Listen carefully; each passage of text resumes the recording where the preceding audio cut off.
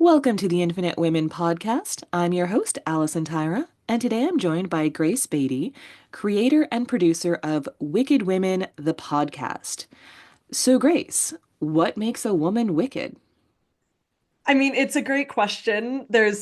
I feel like multiple answers that could come to this question. The first is, of course, there's a literal sense. Someone is wicked usually when they have done something atrocious or wrong, whether that is a literal crime that's been committed or hurting or abusing others. That's sort of, I think, the literal definition to what would make a woman wicked. But that's not really what my podcast is necessarily looking at. That's then into more of the social realm of what makes a woman wicked. That is not only, I think, a lot harder to pin down, but also can vary depending on the era, depending on what the woman actually did. In many cases, I think there is a sense of a literal wickedness to most of the women that I've spoken to. There is some sort of crime, there is some sort of abuse that's gone on, but much broader, it's that they've broken away from society in some way. So their belief system is different, or they're not prescribing to the traditional gender norms, or they're outspoken about a topic that makes society uncomfortable. That's usually the realities that ensure that she remains wicked, I think, in broader history. Well, and even if we're talking about she killed a bunch of people.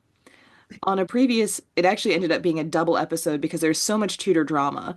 But previously, I've Always. talked about Queen Mary the First, and one of the things we discussed was yes, she had heretics killed, but we were Mhm. sort of breaking down the nuance of, she was far from the only person doing this at the time, and she didn't even invent these laws. These were pre-existing laws that had previously been used, and compared to something like the Inquisition, we were like, Right. okay, don't kill anyone, but in context, she didn't kill that many people Exactly. in comparison. I mean, don't burn anyone at the stake, but Right, right. Please don't kill people. But yeah, that's not what we're saying. But in the context of why did she get labeled Bloody Mary when compared to all of these other typically male rulers? Although you did have a queen in Spain, but we're not going there. Um, exactly. but generally speaking, it's like, why did she get slapped with that label when she was definitely not an outlier? She wasn't unusual, but she was female. Exactly. Exactly. And that's sort of the idea of the social construct of what makes a wicked woman. Someone like Mary the First, it's true, she does kill people. She does, in a lot of ways, complicate her own legacy. But there were also social things at play. She's a Catholic queen in what will become a Protestant country. She is a woman. There's a lot at play of why she is not forgiven for the bad things that she did, and those sort of overshadow any of the good that she might have done. I think it's also people tend not to be in favor of nuance, right? They just want a simple story, and we don't have simple people, right? There's no No. one in history who is just a two-dimensional figure, and everyone has nuance, but that nuance gets complicated, and so it really leads to this flattening of historical characters. You want everybody to be either idealized and idolized, or you want them to be 100% bad. Right. I think it is something so a part of our human nature. Even if we think back to childhood, the first stories that we are learning are black and white stories because they have to be. You're not going to teach a 3-year-old about complicated nuance in human nature. But I think that does help it become very natural to us of there are the good guys and there are the bad guys, and the good guys win in the end. That is comforting to us to imagine.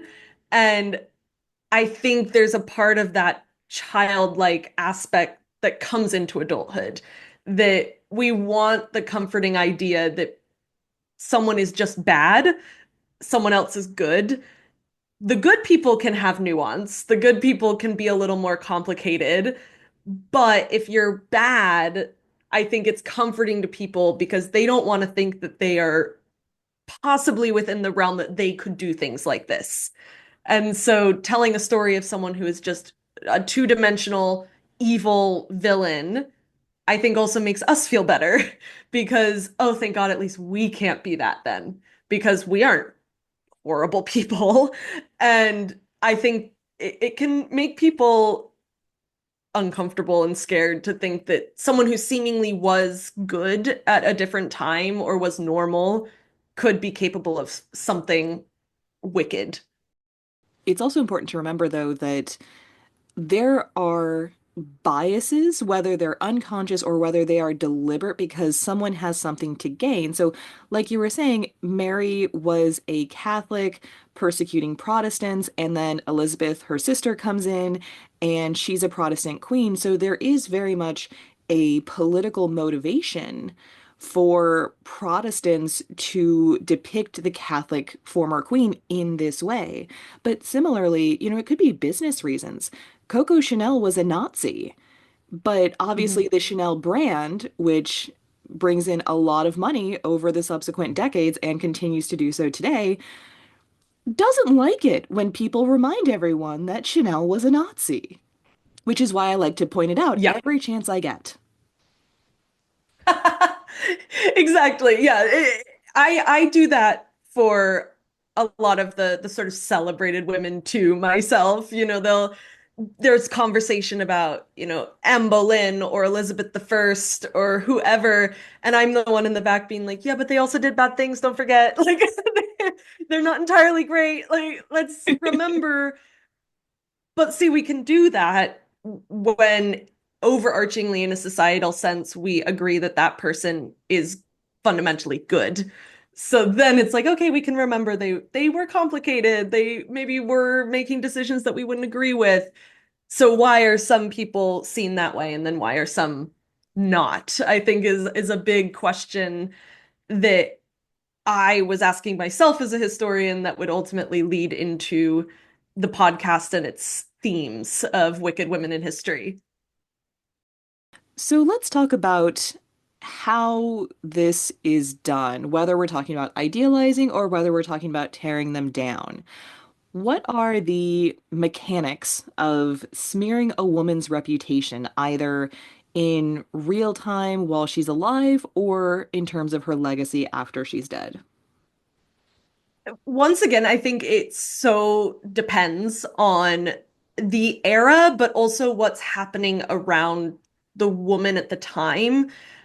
For these sort of wicked women that I have looked at, there are some like generic mechanics that we find, I think, for genuinely most women in power. At some point, their sexual history will be brought up. That is something that's consistent pretty much regardless of era, regardless of whether there's a war or a famine or a depression.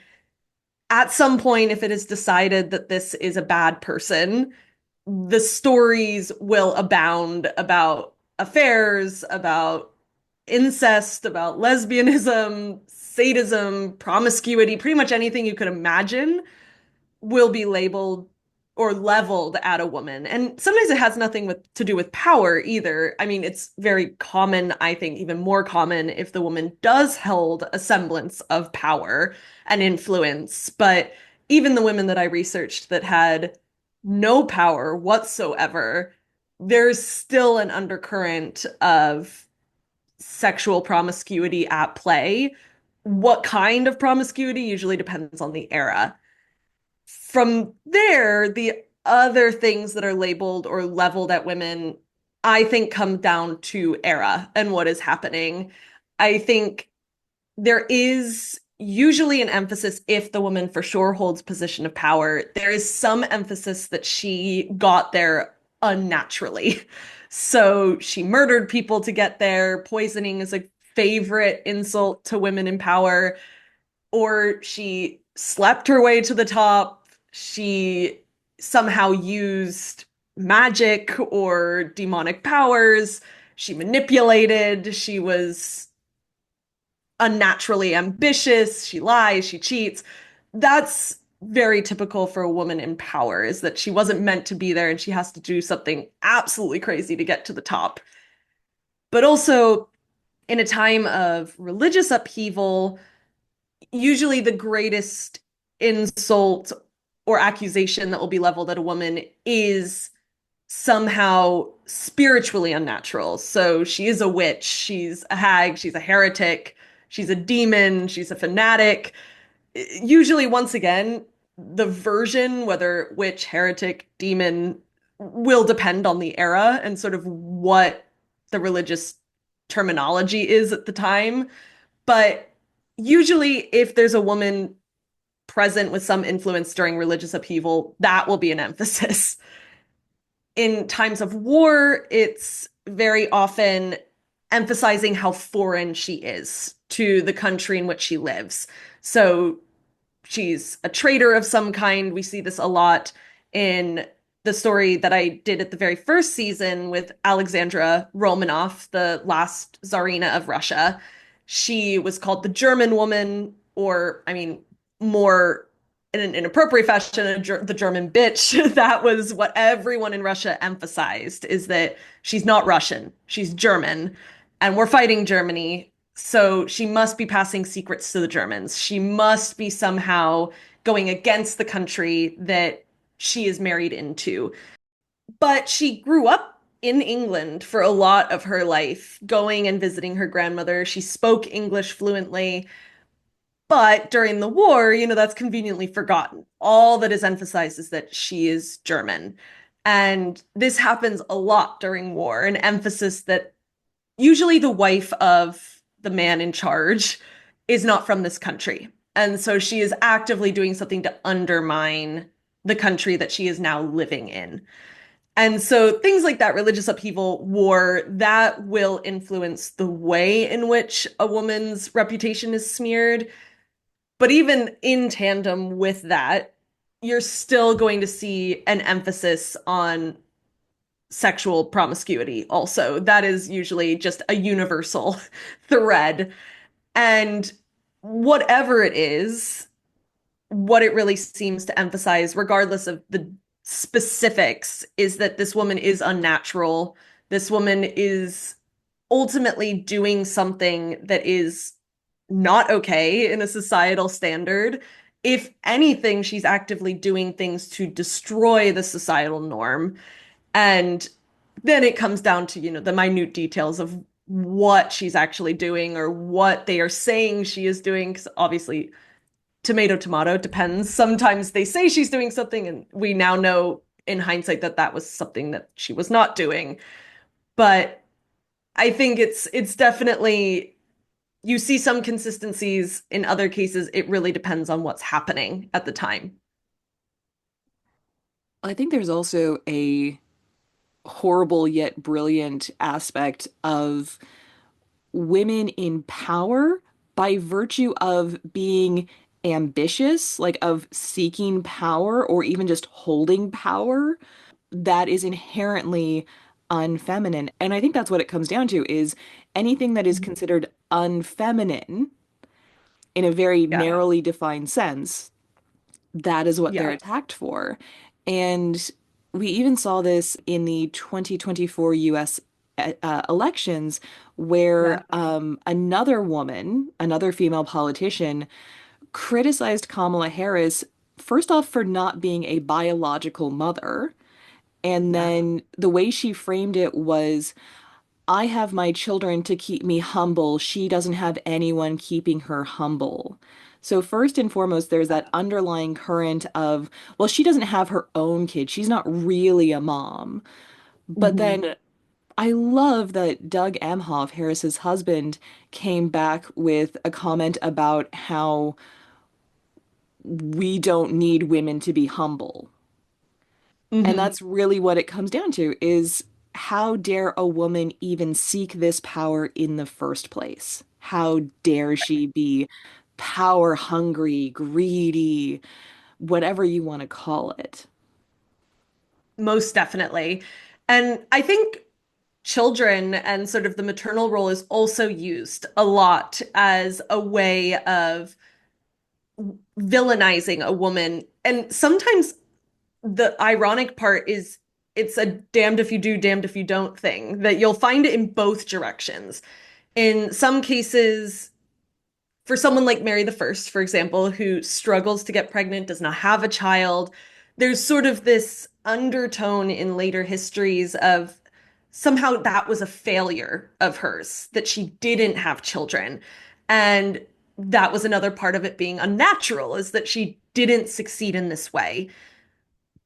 But also, you'll see women leveled as bad mothers, especially if they're in a position of power. You think of, Catherine the Great, that was a classic, is that she was a horrible mother and was never around and didn't care about her children, or they're too much of a mother. Even, I mean, Alexandra Romanoff is a great example. She sort of, and whether or not this was the right decision politically, she isolated herself from Russian society and dedicated her life to her children in an obsessive fashion. That's sort of, in one way, what these other women are being criticized for not doing. But when Alexandra does it, that becomes a criticism, is she's shirking her duties as the wife of the Tsar. She is not participating in the way that she should because she's too obsessed with her children.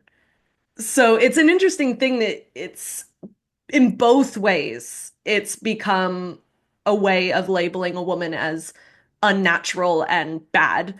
Whether you don't have the children or you do have the children, it's still damned if you do, damned if you don't. Mary, Queen of Scots is also an interesting case study on that Yeah. front because fundamentally, you've got to have a child to secure the dynasty.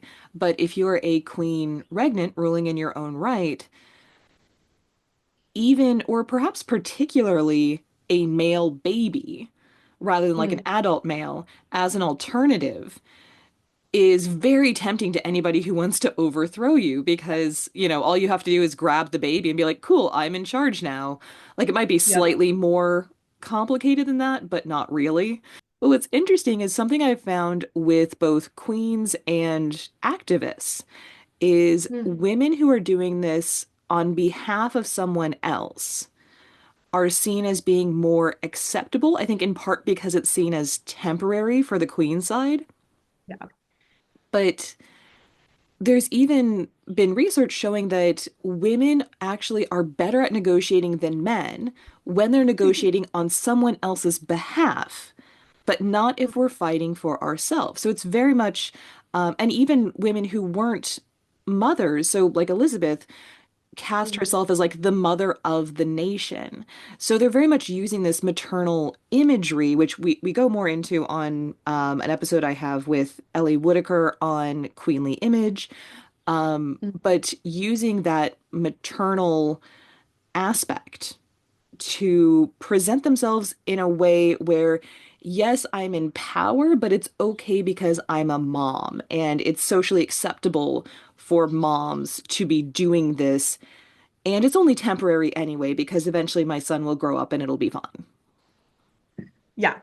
I think it's really something interesting that you do see in the history of monarchy in many cultures is, yeah, if the woman is working as a regent in a span of time before her son or a brother or another male relation becomes the ruler, they're often depicted in very positive light in both their own lifetime and after. In most cases, I would say, I did an episode on Agrippina, who was the mother of Nero, very, very famous Roman emperor.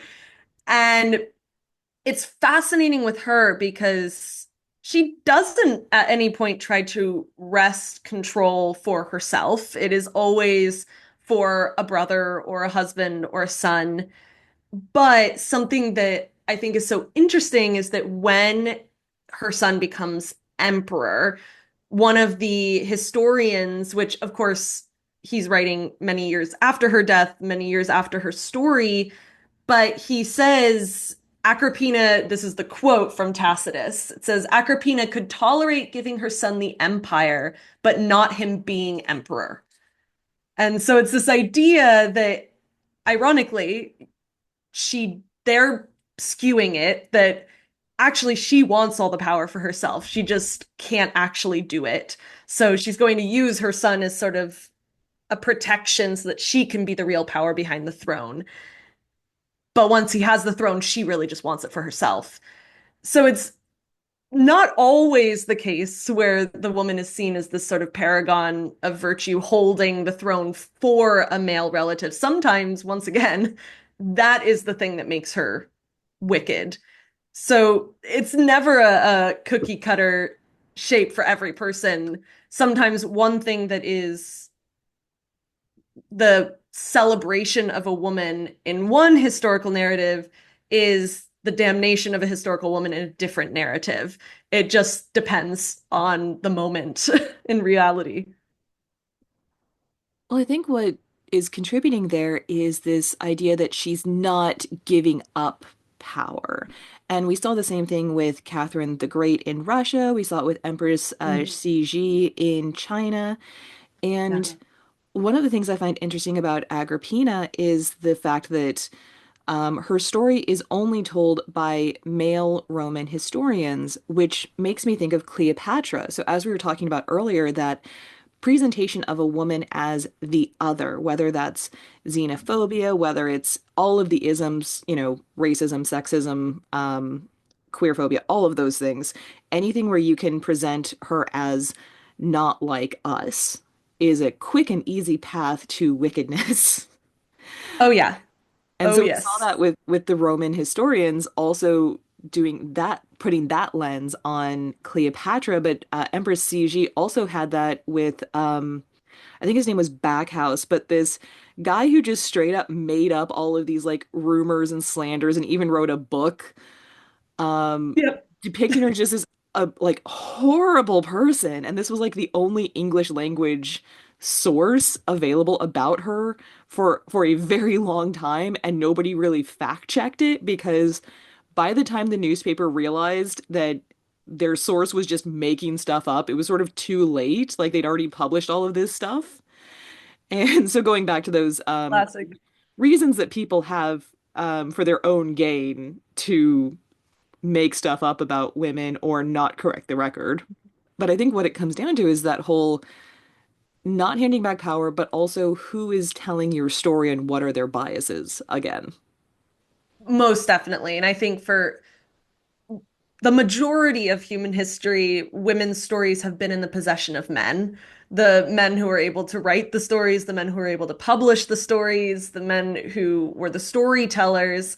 And so it does shift our sort of overarching understanding of the world in general, but it does really influence the way in which women who break away from that, whatever era it is, male understanding of what women are, if they break away from that, the men who are writing the stories down will ensure they do not have a good reputation in the long run. Well, and let's go back to this question of women as the seductress, because that's Mm. very much how Cleopatra was also cast. And as you've mentioned, that's a very common one. Someone that you have talked about before is Catherine Howard, who is one of the lesser known of Henry VIII's wives. Let's talk about the different ways that she's depicted. Out of Henry VIII's six wives, I mean, everyone will have a different opinion on sort of who has gotten off the worst out of all of them. But I think in many ways, in the larger historical narrative, Catherine Howard has universally gotten one of the worst reputations in, most of the Western world, that not only in immediately after her own lifetime, but historians that were writing these stories all the way into the later 20th century were still referring to her more than anybody else of those wives as, frivolous and empty-headed and One quote in particular I always thought was just absolutely wild is a natural born tart, which means that you must have just come out the womb ready to be sexually promiscuous. Like this was just natural for you. A good time girl, slut, whatever it was historians not only during the Tudor reign, but all the way into, the 1980s and 90s, they are still referring to Catherine Howard in this way. And then you see even outside of the realm of history, because, history is often the sort of niche way in which people learn about a person from the past. It's also public TV and movies and novels that can really be influential to how people see a historical person. And once again, Catherine Howard has gotten not an easy experience in the media. That I can remember one of the earliest portrayals I saw of her, watching it way younger than I should have been, but watching the Tudors, which, in middle school, so what, probably around like 11, 12 years old, I'm watching the Tudors, and Catherine Howard is nude in more scenes in that series than any of the other characters. And while there are plenty of characters that are in sexual situations in the Tudors, she is the one that, in most cases, has no clothes. She is seen as very, very promiscuous. And it's not that Henry is a horrible person, it's that she's just sort of bored sexually. And so she starts having these affairs. And it's very unforgiving in the way in which she's portrayed. And then you see it also in the historical narrative. So it was so interesting for me in grad school when I was doing research on Catherine. I mean, even though she got a very unforgiving portrayal in the Tudors, I was obsessed with her from there on out. Like, I wanted to learn everything I could about this teenage queen of Henry VIII. And it was really an interesting aspect to look at, especially as a foil to Henry's perhaps most famous wife, Anne Boleyn, who both in their own lifetimes were executed for adultery. Yes, we could get into the finer points of the legal definition for how they were executed, but in the minds of many, both were executed for adultery. And yeah, when you read most history books of the 20th and early 21st century, Anne has become really this feminist icon and completely portrayed as an innocent victim of Henry. She was not responsible for any of the things that were leveled against her, which I believe she was not.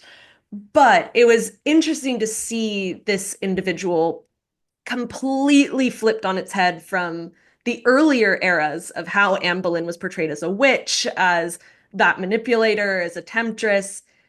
And yet, in those exact same books where Anne is really being revitalized, Catherine Howard's chapters are still calling her a natural born tart and an empty headed wanton who, while in many cases the historians were not arguing that she should have died, there's still an undercurrent of like, yeah, but she kind of deserved it. Like she was stupid. She was doing things she shouldn't have been doing. She should have known better. And this is what comes to people who don't behave properly. And so it was so shocking to see these two wives depicted in such different ways. And she's become sort of still one of my favorite historical characters. Would I consider her a friend if she came into 2025? Probably not. I'd probably find her so annoying. But I still think she has not deserved the kind of legacy that she has had as this wicked woman in history.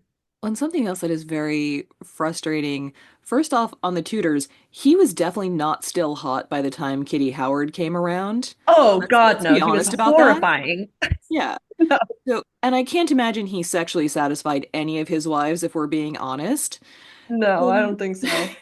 you've got you've got like a teenager. We're not exactly sure how old she was, but like she was around 20 when they got married, and then she was killed within like 2 years. So she has basically no support system. She's not educated, but whose fault is that? Right. We're Yeah. not looking at any of these factors that are playing into her not being educated. As far as I recall, she doesn't really have a support system. The Howards are a powerful family, but nobody's looking out for her best interest. She's being used as a pawn. And so, Yeah. actually, getting into these factors about she is a young woman who is just desperately seeking joy, I would say, in Yeah. whatever form that takes, and someone who probably everyone around her has not expected more of, which I feel like we underestimate how much impact that has when your whole life no one actually expects you to be smart or high achieving or whatever these characteristics are that we're saying she doesn't have, because Mhm. nobody ever raised her to have them. Exactly. And it has been interesting because in recent years, I mean, with the phenomenon that has become Six the musical, I do think this is one of the first times on a public stage. Obviously, there are historians like Gareth Russell that were publishing books prior to Six that were really revitalizing Catherine Howard's image.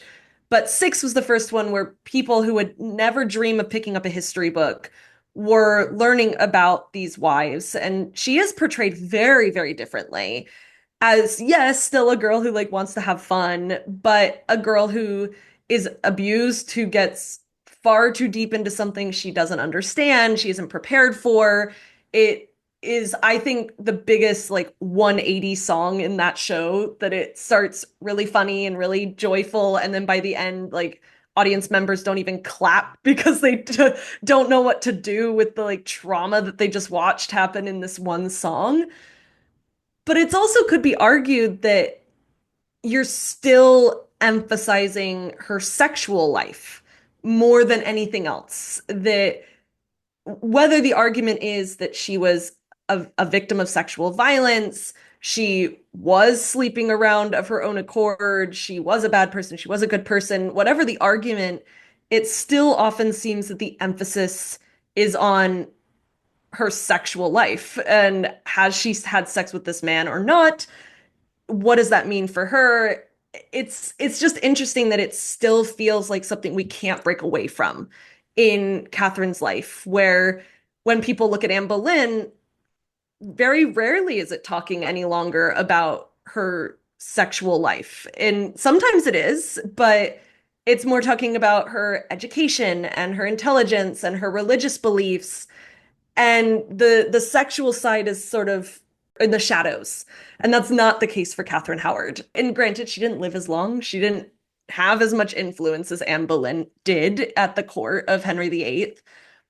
But there can still be an argument made of, can we try to look at other aspects of her life and not just boil her down to a girl who had sex with a bunch of men, whether good or bad.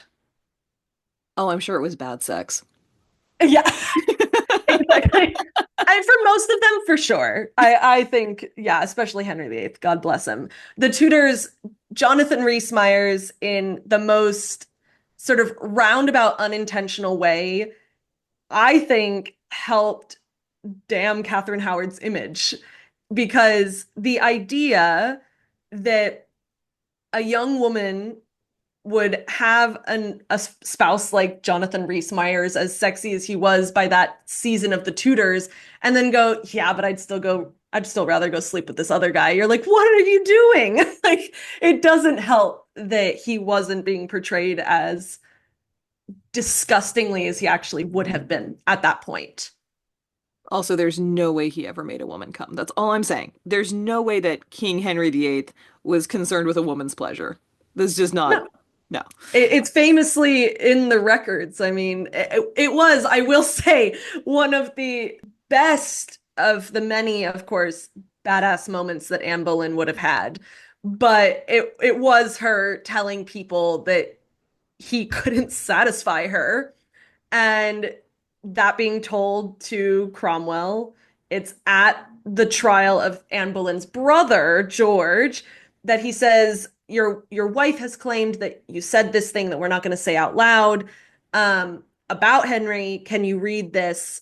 And George decides to read it out loud on the stand so that everyone hears what Anne Boleyn said about Henry being unable to satisfy her and pretty much claiming that he's impotent. And some people argue that that is what sealed George and Anne's fate, is that they, actually said this and embarrassed him. But it's hilarious that he's like, I'm gonna actually read this out loud. Well, they were already accusing the brother and sister of sleeping together. Like that's why George was on trial as well. And going back to that, Right. incest, what are the taboos? Um, so if I was George, I'd be like, you know what? Fuck it. To hell with Exactly. it. To hell with it. We are gonna say the quiet part out loud. You're gonna kill us anyway, so I'm gonna say you have a Right. limp dick. It's so true. The thing that I try to emphasize so often when I'm talking about history is like, at the end of the day, our lifestyle has changed, a lot of our religious beliefs have changed, a lot of our culture has changed, but at its core, human beings haven't changed. It's sort of the trappings that are surrounding them that make them different from us. So, yeah, the idea that you would go to court, you would know someone is wanting to kill you, and you sort of say, like you said, fuck it. Like, I'm gonna say this. You might feel that way in 2025. You might also feel that way in 1536. One of the things that you brought up with Kitty Howard is in the era of hashtag Me Too, she's Yeah. been presented as a victim of sexual violence, but whether you're calling her a whore or a victim, you're still reducing her to just that. And I wonder how much of this focus on her sexual life and nothing else is just the fact that we don't have documentation. So, like Anne Boleyn, a big part of her rehabilitation is that her daughter became queen and stayed queen for a very long Yeah. time. And we just don't really have anything like that for Kitty. All the other queens lived longer, or in Jane Seymour's case, her son ascended to the throne, and so her brothers had incentive, like her whole family, but especially her brothers had incentive to preserve her legacy in a positive light. Anne of Cleves won. Just objectively, she won Yeah. of all the Yeah. wives.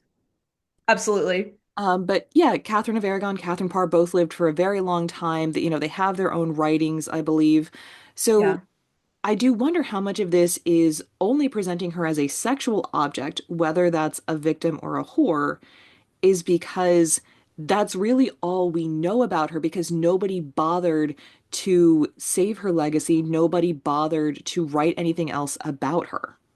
I absolutely think that is a huge role in why we view Catherine Howard in that way. And I think it's a fate for most women in history. The reason we don't know about them is because there aren't records left behind about them.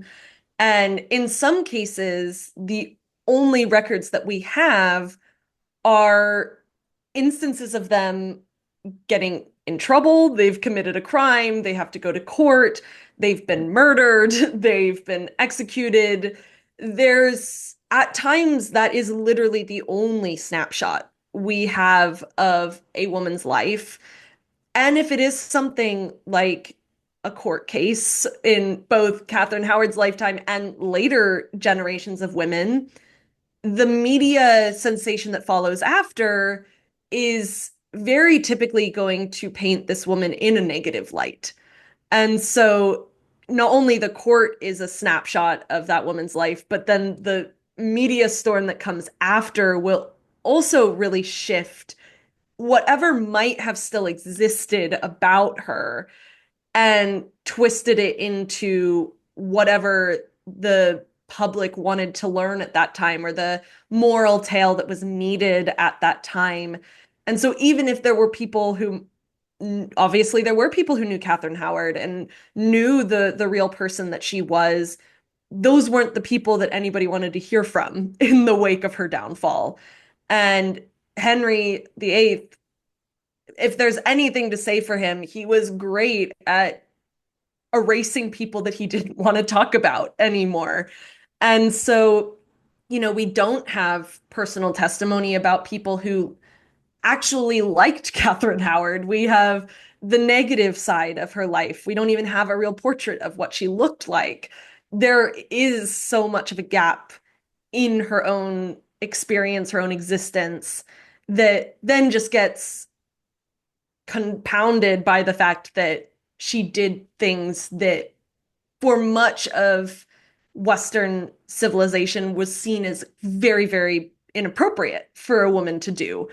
And so, even at its base, the fact that she did sleep with people out of wedlock, regardless of the purpose, for a lot of society, that was horrific. Regardless of why she did it, that's bad. And those people are horrible individuals.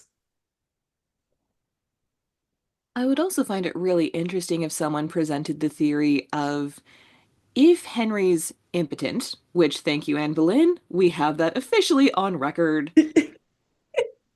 Catherine Howard may have slept with other men to try to get pregnant because for a lot of queen consorts, that was the most vital way to secure your position. And particularly in the context that, she was wife number, what, five? Five. Yes.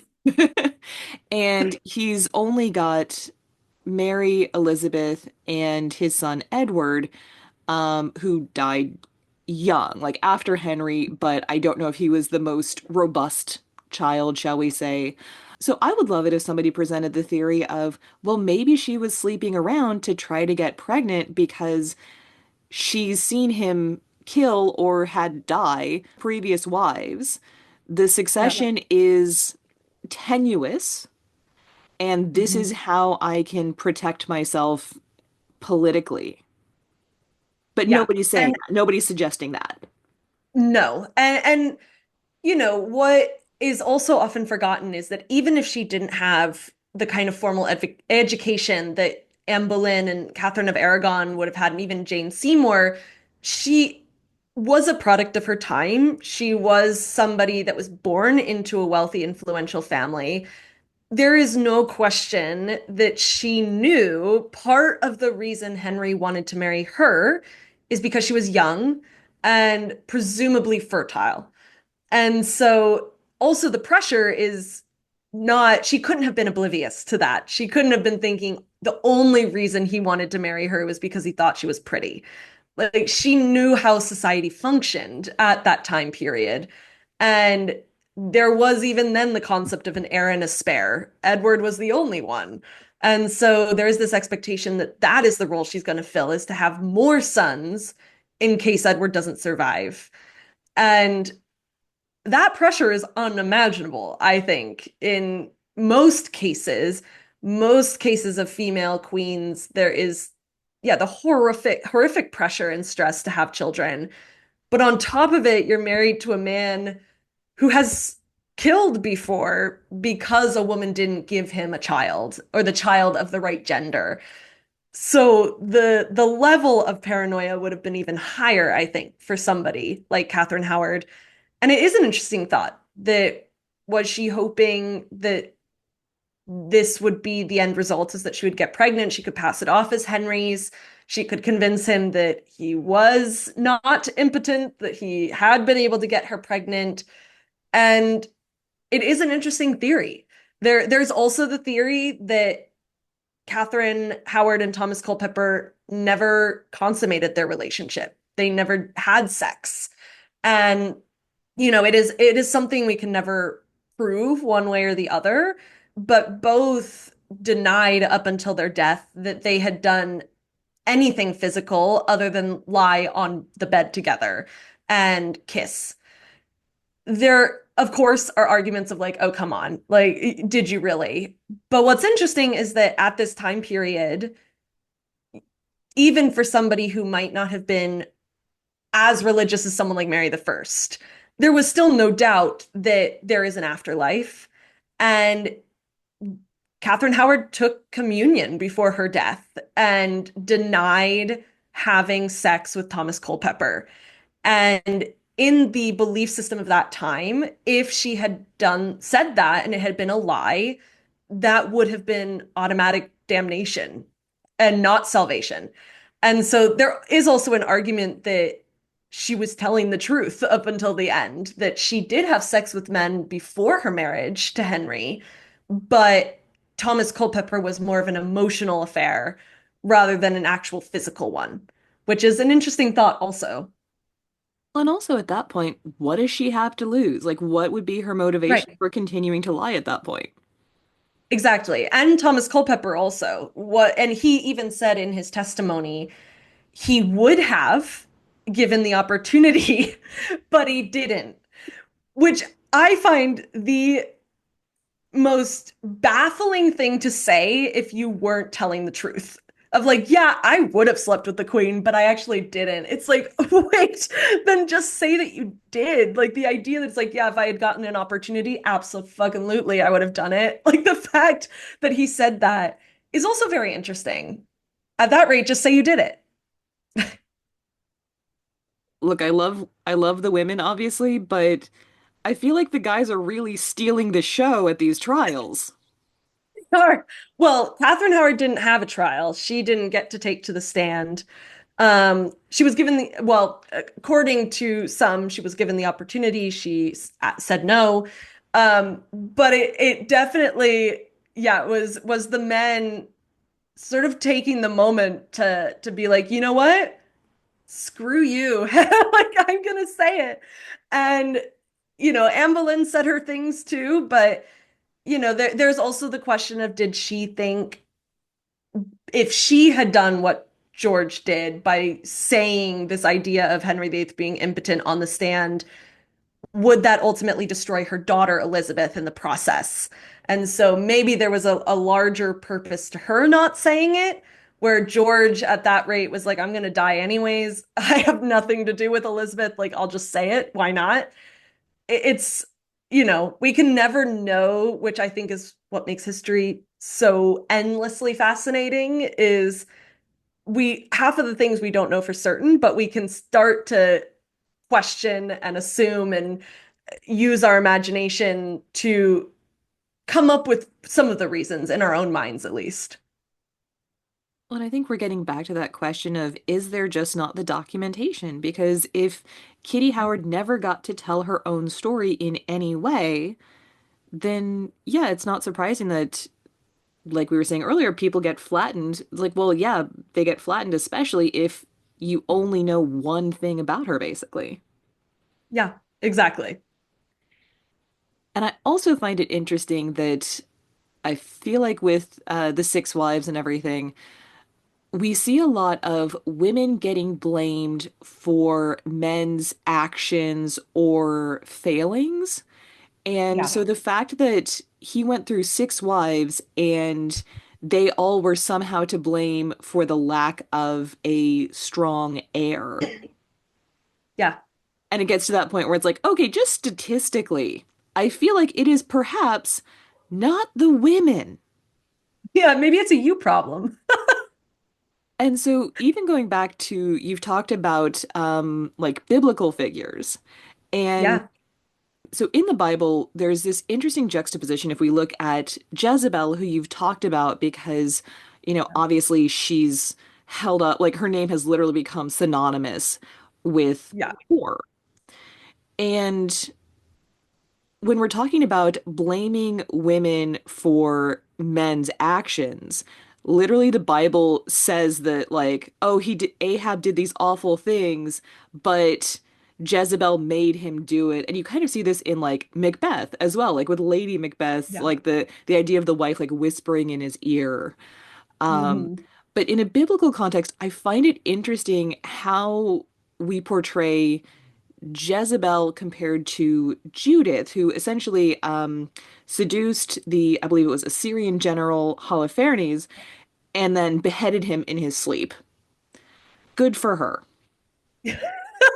Yeah, incredible moment for biblical women. But the way that both women are depicted as being sexualized, like using their sexual power over men who are helpless in the face of boobs, I guess.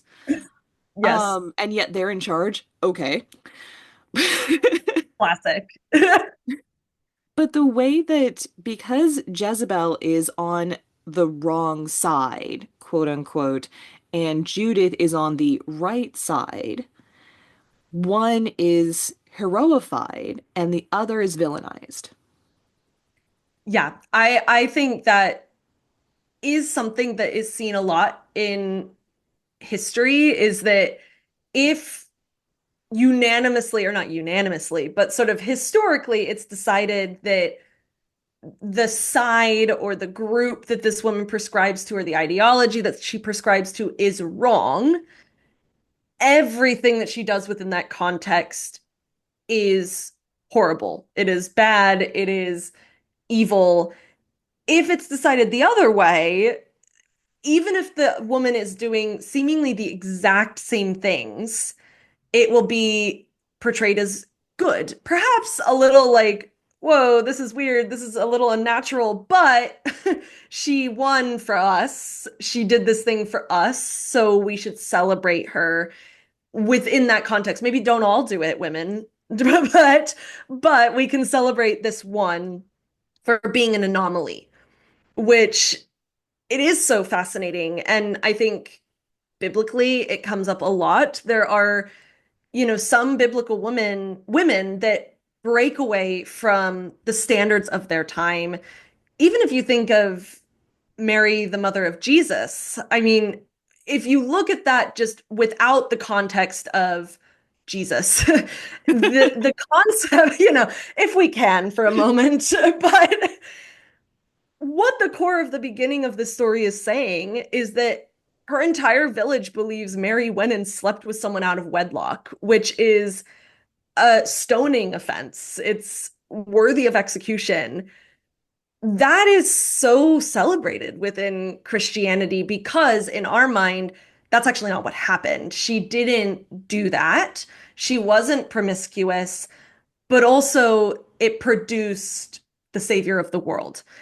And so, Jezebel is seen as promiscuous. She does sleep around. If anything, there's historical rumors that all of the children she had were not Ahab's.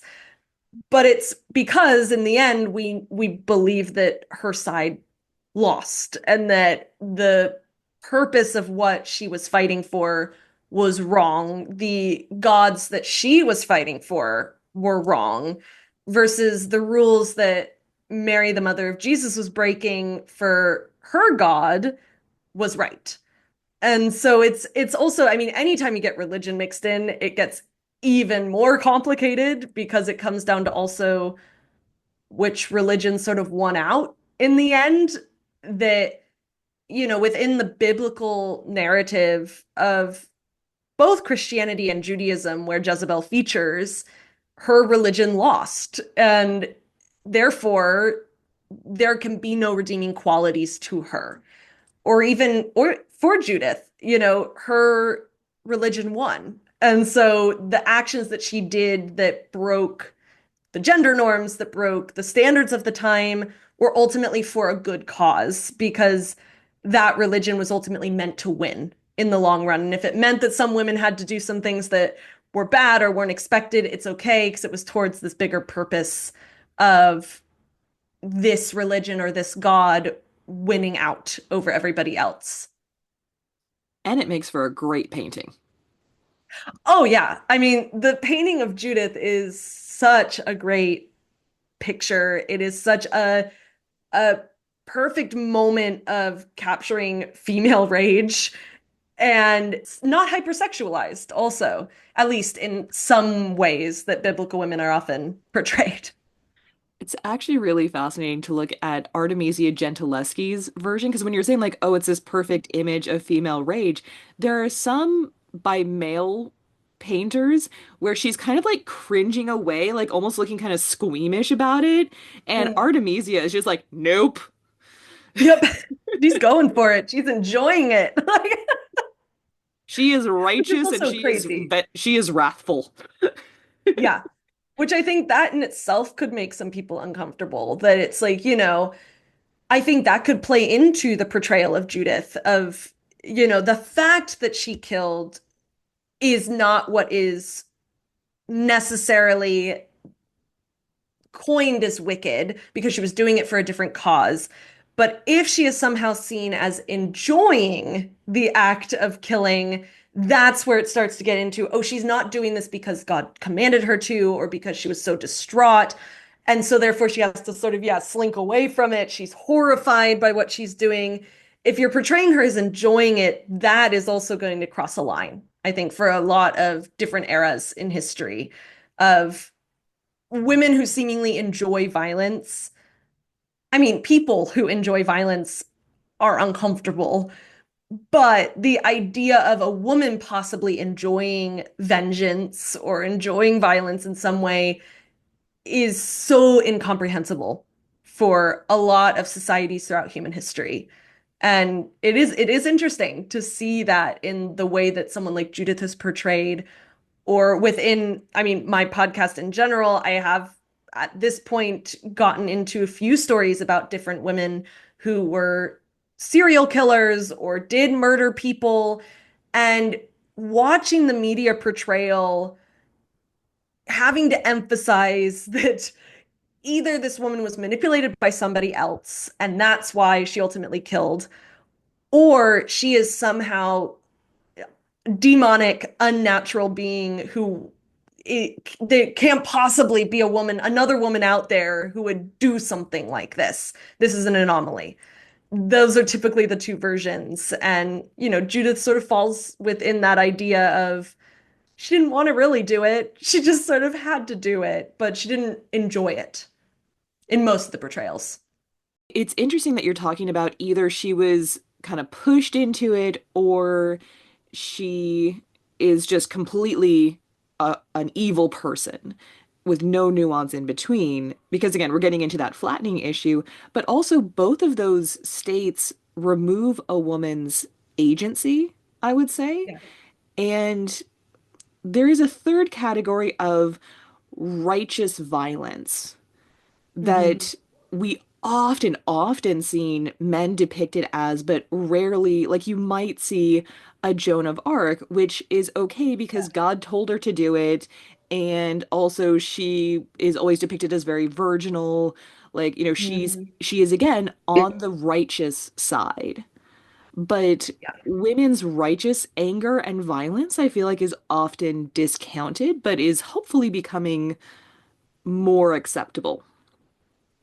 I do feel like at least in the public sphere, it is starting to become more, maybe not acceptable, but accepted that people are now sort of used to seeing female rage and in many cases righteous anger in TV shows, in movies depicting both historic characters. I can think of the suffragette movie from a few years ago that Meryl Streep was in, and it did depict women, violent, but it was celebrating that. And, even, I mean, it's been all over the TV and my social media because the last season of The Handmaid's Tale is coming up.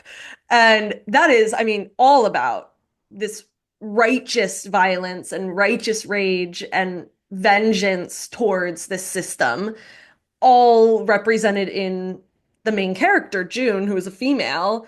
And so it's interesting that I think sometimes it's almost easier to see it in fiction than to see it in real historical characters. Because I also think sometimes in fiction, you can constantly remind yourself that it's not real. And, whether that's watching a scary movie where you're like, it's not real, it's not real, it's not real.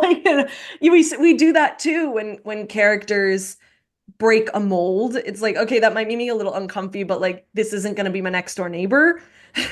I think that can be a part of historical women also, is depicting them as violent, as having this anger, as having this vengeance. That can be a little more uncomfortable because we can't convince ourselves that it's fake because it did actually happen, which means it could happen again. And it could be one of us, it could be someone we know. And I think sort of back to the very beginning of like these black and white characters, I think it that can make us uncomfortable. It's funny that you mentioned black and white characters because in my mind, I'm thinking about this correlation where I was recently watching something about big budget movies that deal with racism and how we portray racism is either through like a white savior focus, so something like The Blind Side, Yeah. or it's a historical situation where you can kind of pretend that we're in a post-racist society, which of course is not true. So movies like Hidden Figures, which I love, no shade. But most of the movies that are made about contemporary racism don't get those big budgets and major releases. Yeah. It's movies like Selma, which again, I love, but there is much more willingness by the establishment to invest in movies about racism if they aren't presenting it as a contemporary problem. Yeah. Oh, absolutely. I mean, it's an interesting thought. That sounds like a really interesting article, actually, because it is true. I think there's a part of me that I know a lot of people don't like history. And I think for some, it might be that it doesn't fit itself into a really comfortable box that by the end, some resolution will occur. That sometimes you have to sit with the fact that there isn't a resolution, there isn't a happy ending, and we're still living through things like this. I think that in itself can be so demoralizing and so depressing if you like go down that rabbit hole enough to, think about a biblical character like Jezebel and hear echoes of rhetoric being used today about being foreign, about not prescribing to a religion that's acceptable, about being hypersexualized, about being ambitious, about not having children. Like these things echo down even to 2025, meaning that, Jezebel's death didn't either eliminate that aspect of society, but also didn't resolve it. It kept going long after her own story. And that can be sort of, depressing. And in some sense, it can also be encouraging of like, there aren't necessarily things that I am going through that someone else hasn't gone through before, which means that we can fight it. We can look at the past. We can try to use the mistakes of others and see how we can do it a little differently and maybe fight more effectively against these things. But I don't think everyone looks at it that way. And it's far better to watch something where you know in the end, even if not everyone has a happy ending, there's going to be some resolution to it. There's going to be some purpose. There's going to be some message. There's going to be that little nugget that we can take into our own lives. History doesn't always provide that, unfortunately. Interestingly, that came up in a conversation that I had about queens on screen, so media depictions of queens, Yeah. and how in order to have a narrative, right, you have to have certain elements, and that again contributes to the flattening, but it also dictates what parts of women's stories that we tell. And you can also see how stories change. So, a film about the same character from the 1920s versus the 1970s versus the 2010s, and you can see how society change is reflected in how we tell these stories. Yeah, absolutely. I mean, I think there's also that side of history that can never be forgotten, that idea of the way in which we tell history will always be influenced by our own lives. Some within the history classes I took, there was this always this idea of like you don't want to like look at history for what it is, remember the context of the time, don't bring our own beliefs, our own identities into the study of the past. And it's like that's all well and good. That teaches us how to not be biased, but we have to remember that any history book we pick up, any history movie we watch, is influenced by the time period in which it's written or filmed. We are going to see remnants of our own society in the depiction. The messages that will come out of it are going to be for our audiences, not for an audience from the time period that it's depicting. And so it's an essential part of understanding it as well, is you are going to see it change.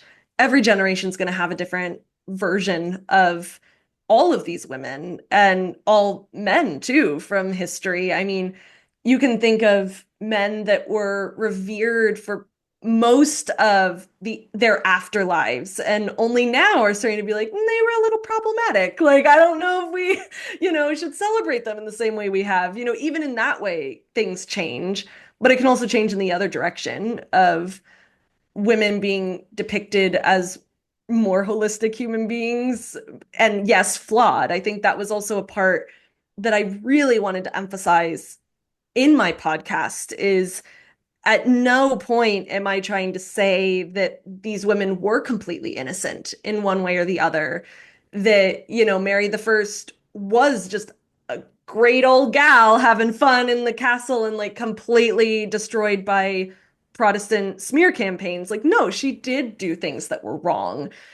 Jezebel, we will never actually know what she did or did not do, but possibly also did some really horrible things. Agrippina, like these, Catherine Howard, these people did things that were wrong. And that's not the point of the podcast of trying to say these were actually paragons of virtue.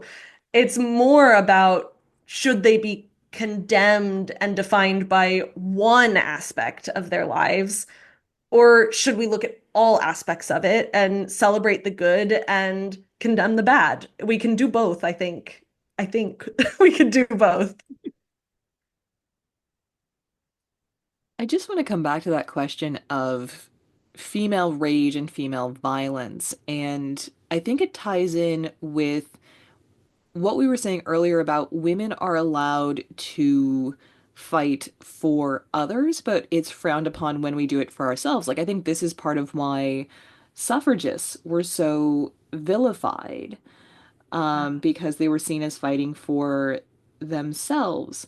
But when we're fighting for others, and particularly others on the right side, again, importantly, then that can be celebrated. If anybody wants to read more about women's rage, I highly recommend Rage Becomes Her by Soraya Chumale. It's a fantastic book. It will make you angry in all the best ways. But like, what makes that rage righteous or not? And so, you might see a movie about, like, I think there's actually a whole subgenre of women who become serial killers after being victimized. Again, often sexually.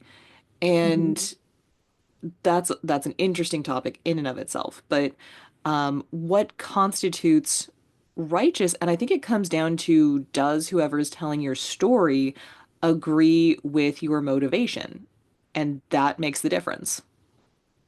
100%. And I think that's not just with rage, I think that's with anything. If the person who is in charge of writing your history agrees with your ambition, agrees with your purpose, agrees with your ideology, you will be depicted in a very different way than someone who doesn't agree with any of those things. And I also find it very interesting, this idea, yes, of these female serial killers. What I find also sometimes interesting is that people want them to have been abused before they go and kill somebody because that is quote unquote righteous rage. And, I learned about this when I was doing my episode on Belle Gunness, who was a serial killer in America in the 1800s. She murdered 14, some say more, but we know at least 14 men. She dismembered them and she killed herself and her children. There was a lot wildness about Belle Gunness, but it was after her death that this story appeared that back in Norway, where she was born, she was raped by a wealthy landowner in her village and forced to bear the child. Other legends say that he beat her until she lost the child. It was never proven. But, later historians who were trying to find Belle Gunness's story could find no remnants of this mention of an abuse happening until after the murders are discovered.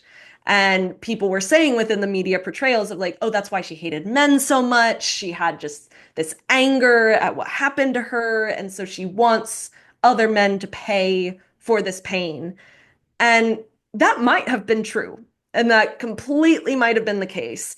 But it's also interesting of like, so if that didn't happen though, is this now too crazy to imagine that, it was the first woman I had made an episode about where there wasn't really a redeeming quality. There wasn't an essence of like, oh, maybe like we can have this moment of celebration. It's like, no, like there is a big possibility that at the end of the day, Belle Gunness just truly enjoyed killing people, which is messed up. Like that's not okay.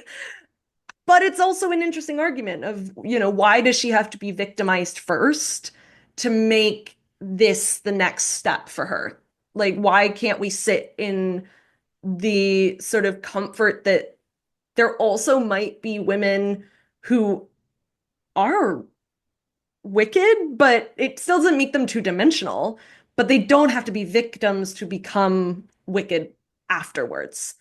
I don't know, it was an interesting thing to think about with the female serial killers, because yes, it often is this attempt to find a reason to why they do this. And typically it's linked to some sort of abuse that happens in prior life before these murders. And yeah, it's just something to think about also. There doesn't have to be a reason.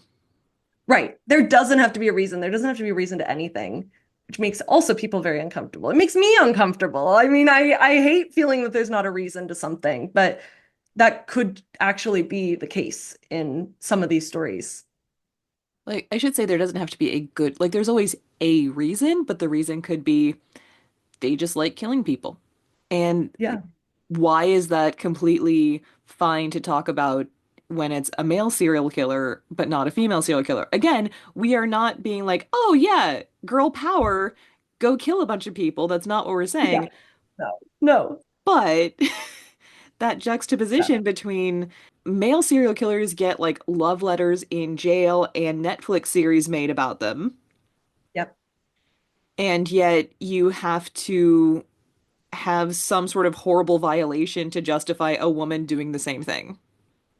Yeah. And it's sort of that aspect also of turning them into both sort of a pathetic figure of like, oh, poor thing, this horrible thing happened to you, boo-hoo. But also, I think it's once again playing into that comfort level that if you look at a story of a woman who does something absolutely wicked and violent and horrific, and then you look back and say, oh, but she was abused, and so she hates men, and this is sort of her rampage, or she hates children, or whatever it is, then you can sort of go at the end of the story, well, can't be me then. Like, that didn't happen to me. And so I'm not going to just wake up one day and want to have these urges, these evil urges. Like, this person had it because this one thing happened to them. And so we can mark this moment in which they changed. And so we could mark it within ourselves. And therefore, it means that this doesn't just happen to people. This doesn't just occur. This doesn't just become a desire. And I think that's also terrifying to people that you could just have these desires that go against all of what is okay in society, both in a, break the rules, be like a badass, but also in like the legitimate breaking the rules of like, yeah, killing people and committing crime. Some people could just have that desire to them. So there's this social discomfort that we have around women being genuinely wicked, and they have to find ways to fit it into these existing tropes instead Yeah. of just saying, oh no, some women are genuinely serial killers. Yes. Yes, I think that is the best way to sort of encapsulate what was just that ramble. Yeah. So it's always fun to sort of play around with thought experiments of like, what if? If Mary had not died when she did, if she had actually had a successful pregnancy and had a long reign and Elizabeth never became queen, and potentially England would still be a Catholic country predominantly today. Yeah. In that world where the Catholics win, where Mary wins, would we have ever heard of Bloody Mary? You know, it's an interesting thought, right? Like if she had had that pregnancy, if she had stayed queen, if it was a Catholic country, I don't think for the majority of history we would have had a Bloody Mary. I think there would have been aspects of her life that were more celebrated than they are today, like the fact that she was the first queen regnant in English history. She paved the way for all of the queens that came after. I think that probably would have been more along the lines of what her legacy would have become. However, I do think that in 2025, her legacy might have started to shift by this point, which is an interesting thought of like now it's shifting away because people are saying this has been unfair. We have completely villainized her for too long. Let's look at her differently. If she had come down to us in the way that Elizabeth I came down to us, let's say, I think in more modern eras, there would have been question about, ooh, yikes, she did burn people. Like that's a little, ooh, like her grandmother, Isabella of Castile. You know, for much of history, Isabella was celebrated as this amazing trailblazing queen. In more recent generations, it has been like, yeah, but she like created the Inquisition. Like, this is a horrific side to her story that needs to also be acknowledged, which, you know, I think it is very interesting looking at the way history is told over time that if you have been predominantly seen as a very good person, very celebrated, trailblazing, then later on, when your legacy changes, it's more about creating more nuance of like, let's make them more well-rounded. Like these people also made mistakes where it's sort of the same thing that's happening with these wicked women, but in the opposite direction of like, they are still women, they are still human, they did good things too. So rather than being like, ooh, Isabella's great, but she also killed people, and like, let's not forget that sort of darker side of her story. For someone like Mary the First, it's like, let's also remember the good things she did on top of the bad things she did. So it's still overarching, I think, good in both directions of making them more human, making them more rounded, regardless of what their legacy has been up until this point. So I think Mary would be changing regardless at this time. It's just that I think the emphasis would be placed on different parts of her life story than they are now. Wasn't it also Isabella and Ferdinand that funded Columbus? Like, if we're talking about, oh, guess who caused a genocide? Yep, yep.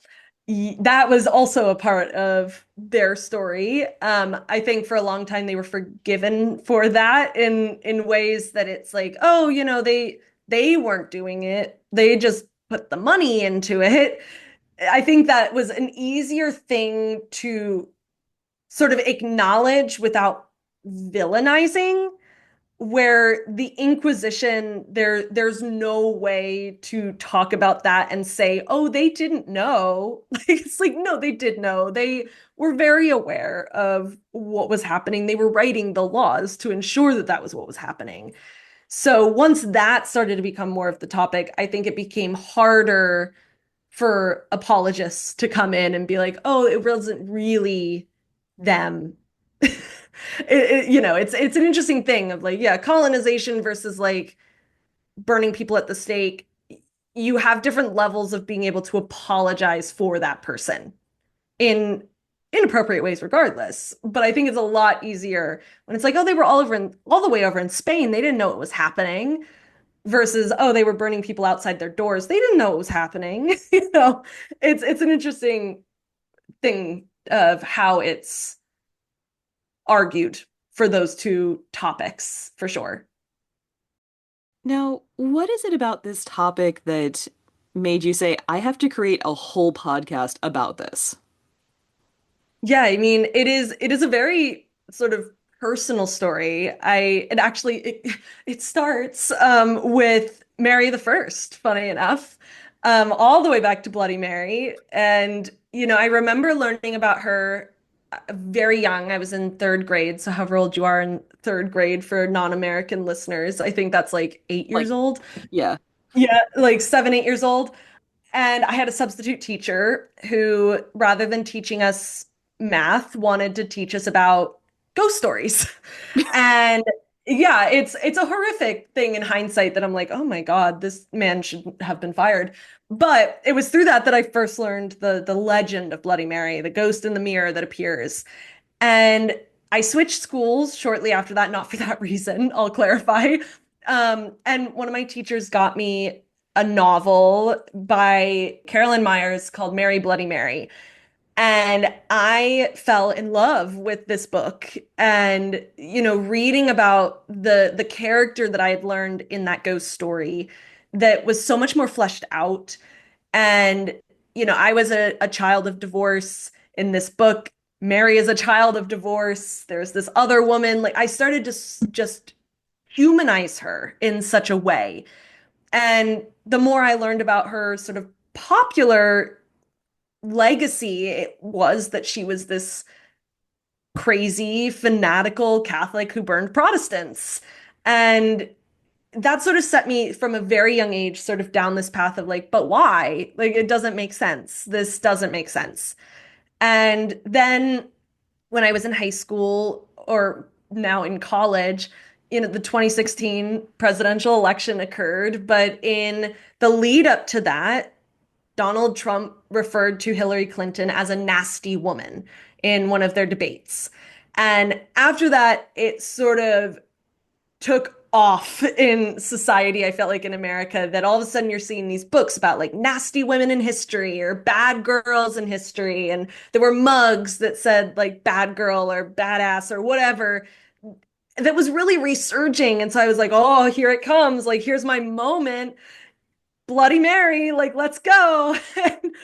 And I would buy up all these books expecting to see Mary the First in its pages, and she never appeared.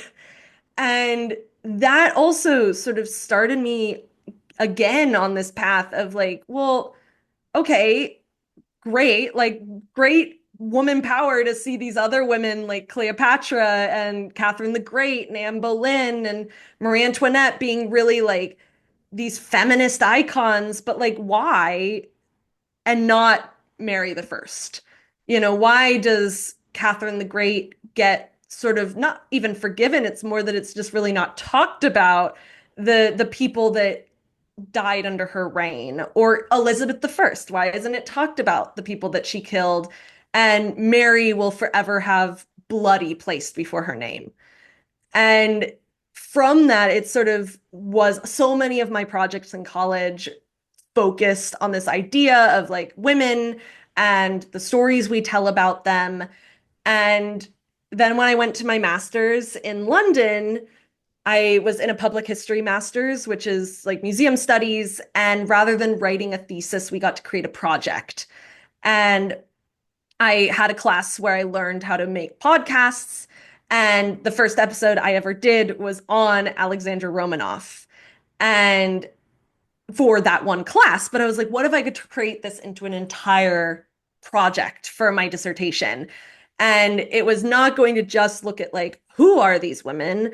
I also really wanted to look at why this is the legacy that they got within the historical record. What were the societal realities at play? Was there religious upheaval? Was there war?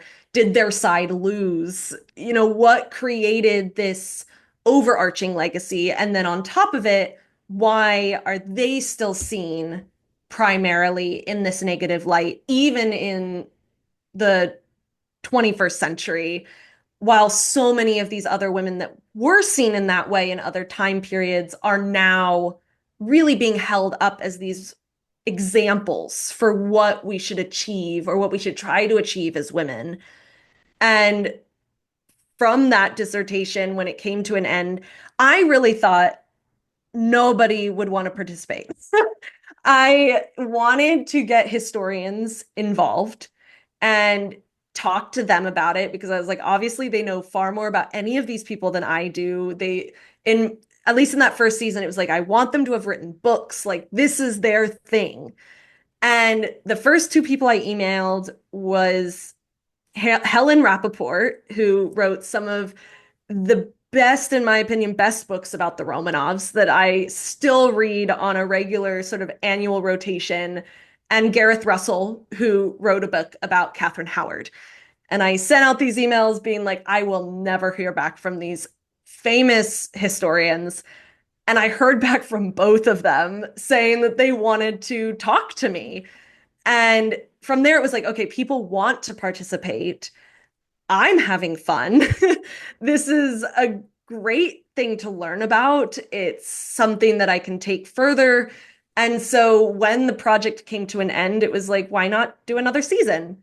And then from there, it was like, why not do another season? And why not do another season? And now I'm in the fourth season and still getting people who I never would have imagined wanted to speak to me, let alone wanted to come on to a podcast with me. And I'm still giddy about it. I mean, even this morning, I had an interview with Hallie Rubenhold, who wrote the book The Five about the victims of Jack the Ripper. I mean, I was fangirling the entire interview in my brain, being like, I cannot believe that I have Hallie Rubenhold on my podcast wanting to talk to me about her books.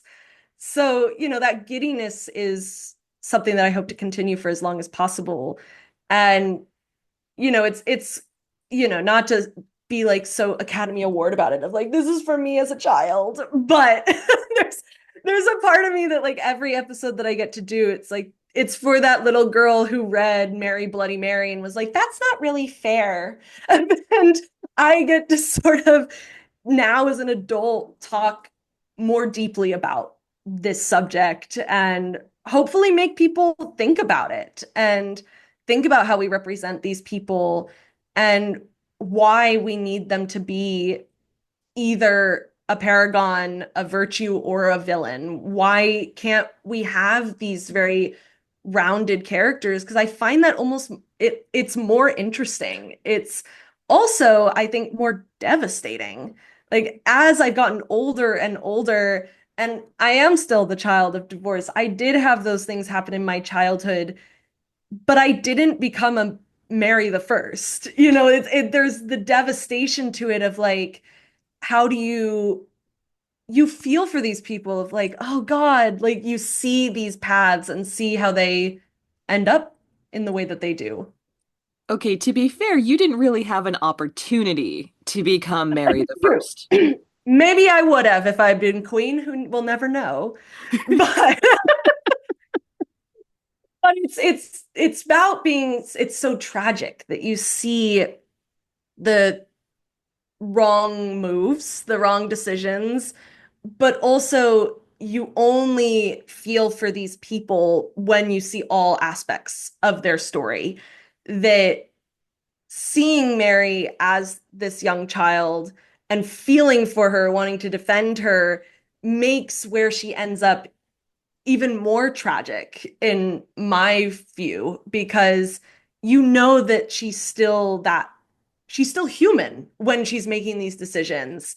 And therefore, it's just more interesting and complex and it grapples with human nature, I think, in a way that you don't get when it's just quote unquote Jezebel that is the one evil slap on label that gets used for people. Like, what if we saw them as far more human? and like us. I mean, without the serial killer part. Exactly. Please don't kill At least that people. we're gonna like admit on the podcast. Yeah, Um, yeah, yeah. We'll talk about it, but please don't kill people. Join us next time on the Infinite Women podcast, and remember, well-behaved women rarely make history.